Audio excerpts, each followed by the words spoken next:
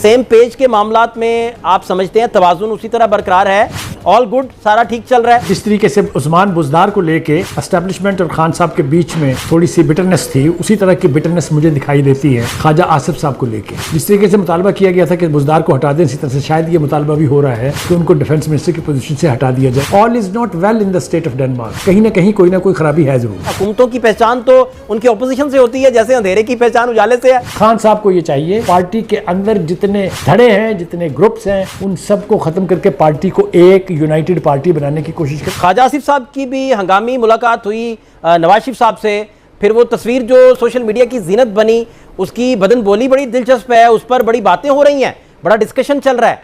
तो मैं जानना ये चाह रहा हूँ कि सब ठीक है ना, सारी चीज़ें ठीक चल रही हैं, स्मूथली चल रही हैं? बहुत सारे लोग मुख्तलिफ स्पेकुलेशन करना शुरू हो गए हैं इस सारे मुद्दे को लेकर, सियालकोट वाले मामले को लेकर। देखिए, बातें तो बिल्कुल बहुत ज़्यादा हो रही हैं और बहुत सारी बातें बीच में ठीक भी हैं। ये जो दरफुंतनी मैं कहूँगा इसे, जो ख्वाजा आसिफ साहब ने छोड़ी थी ब्यूरोक्रेट्स को लेके, इसके हवाले से मेरे ख्याल से हमने एक इस तरह सुनी है कि आधा सच बोलते हैं लोग, ये तो उन्होंने क्वार्टर सच बोला है। इसलिए कि वहाँ पर ब्यूरोक्रेट्स की जायदादें सिर्फ ब्यूरोक्रेट्स की जायदादें बाहर नहीं हैं। आप लंदन चले जाएँ, अमेरिका चले जाएँ, आयरलैंड चले जाएँ, ऑस्ट्रेलिया चले जाएँ, वहाँ और भी बहुत सारे लोगों की जायदादें हैं। उनमें और भी बहुत सारे आइनी इदारों के लोग हैं, उनका किसी ने जिक्र ही नहीं किया है। लंदन आधा बसा हुआ है, जो पाकिस्तान के सियासतदानों के वहाँ असासे हैं, उसके बारे में भी उन्होंने बात नहीं की है।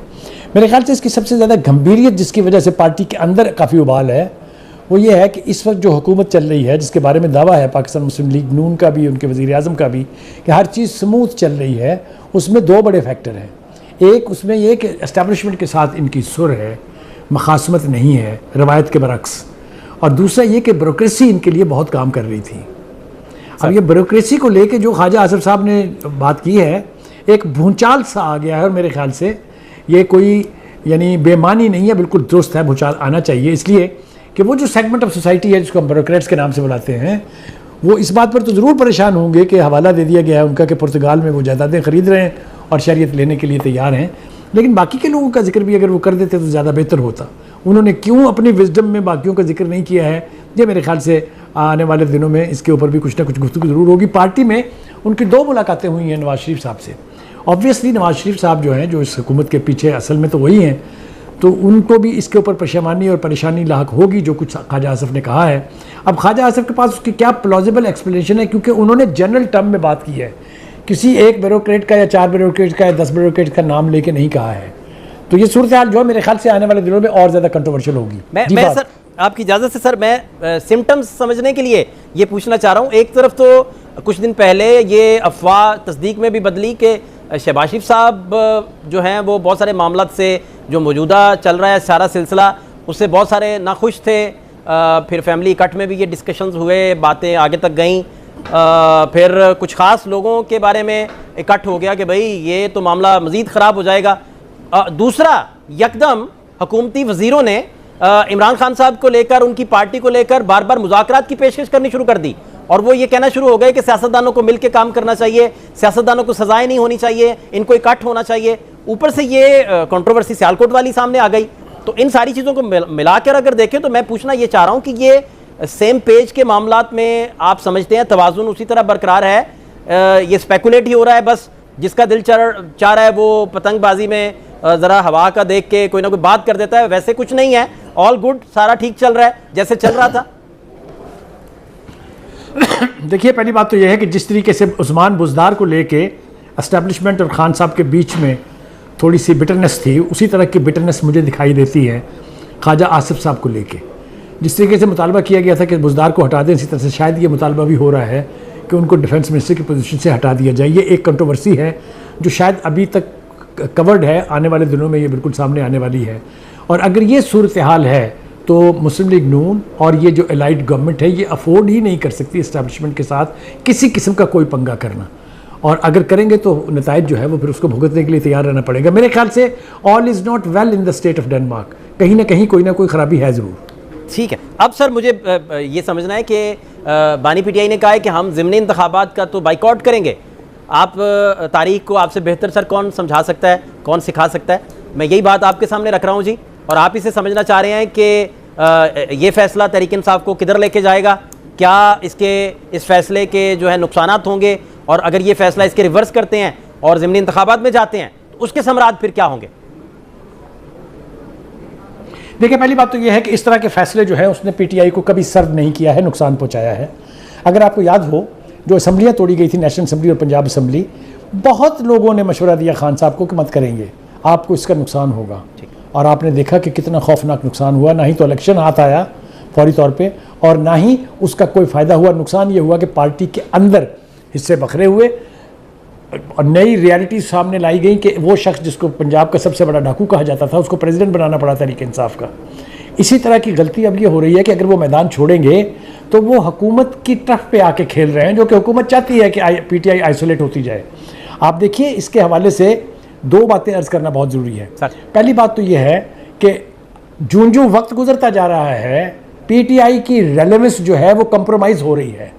अगर वो मैदान भी खुले छोड़ देंगे, एक तरफ डिस्क्वालिफिकेशन का सामना है उनको, दूसरी तरफ पार्टी के अंदर इंतशार है, पार्टी के अंदर डिफरेंट राय मौजूद है मुख्तलिफ चीज़ों को लेके, और फिर ये मैदान भी खाली छोड़ेंगे तो इसका फ़ायदा किसी को नहीं होने जा रहा सिवाय इसके कि तहरीक इंसाफ को इसका नुकसान होगा।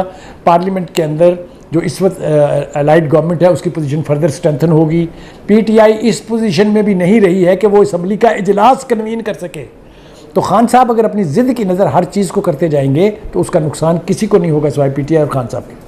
जी अच्छा सर, दूसरा मुझे ये बताइए कि अब इसी पैटर्न को आप जब आगे बढ़ाते हैं तो किसी तरह की ऑपोजिशन पार्लियामेंट में जब होगी नहीं, तो ये गवर्नमेंट जो है वो फ़कत गवर्नमेंट ही होगी, उसका ऑपोजिशन ही नहीं होगा। अब चीज़ें तो जिद से पहचानी जाती हैं, हुकूमतों की पहचान तो उनकी ऑपोजिशन से होती है, जैसे अंधेरे की पहचान उजाले से है।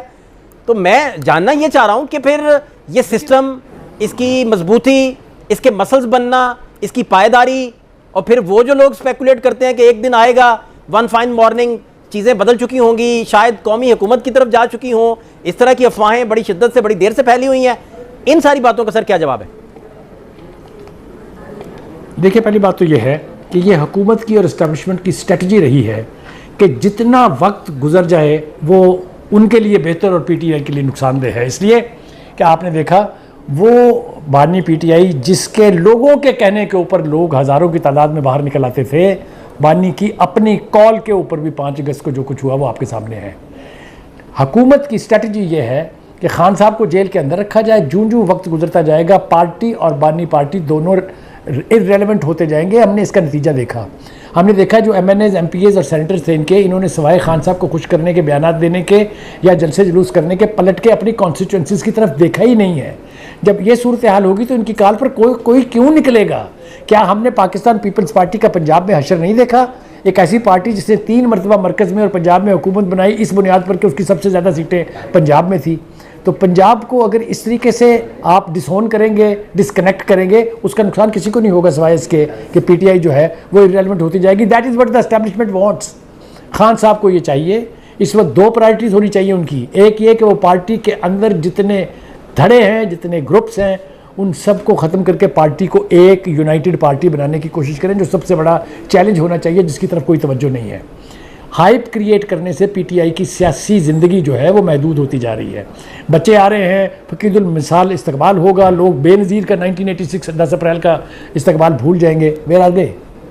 वो तहरीक को लीड करेंगे आके, और फिर देखिएगा क्या इंसानी सरों के समुंदर निकलेंगे। ये सब कुछ जो है ये नुकसानदेह है, ये ठीक नहीं है। अब इसके लिए मैं I am nobody to advice Khan sahab, but Khan साहब को अपनी पार्टी के बारे में देखना पड़ेगा। अब देखिए, बातें हो रही हैं कि शेर अफजल मरवत को वापस लाए, तो भाई निकाला क्यों था? तो कहने का मतलब ये है कि डिसरे में है पार्टी की यूनिटी जो है वो सबसे बड़ा चैलेंज है खान साहब के लिए। अगर ये पार्टी इसी तरह हिस्से बखरों में रही और वक्त गुजरता गया और दूसरे इलेक्शन का टाइम आ गया तो पीटीआई विल रिपेंट।